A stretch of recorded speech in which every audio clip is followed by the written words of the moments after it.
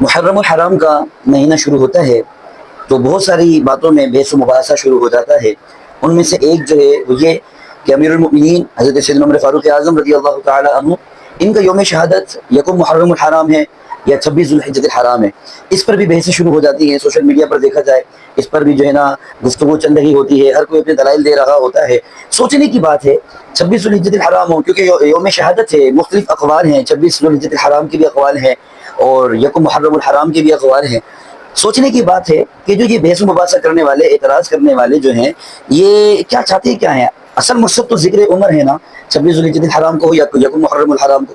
اب اگر پوچھا جائے ان سے کہ بھائی تمہیں تکلیف کیا ہے تو کہتے ہیں کہ یہ سازش ہے. یہ یکم محرم الحرام کو یوم شہادت عمر فاروق اعظم رضی اللہ تعالیٰ عنہ منا کر یہ اہل بیت کے ذکر کو روکنے کی سازش ہے.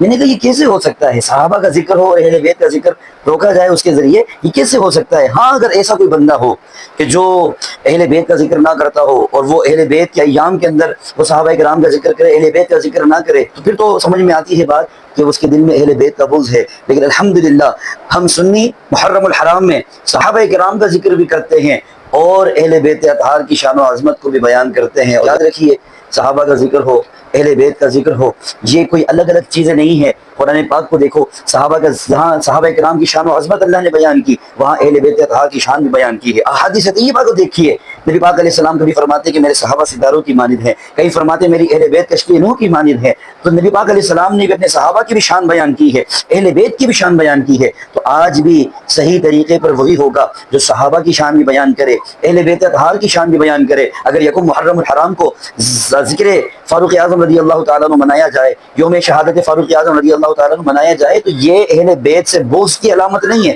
یہ تو جو یہ سمجھتا ہے وہ اس کی جہالت ہے. حالانکہ صحابہ اور اہل بیت کا رشتہ تو اتنا مضبوط ہے.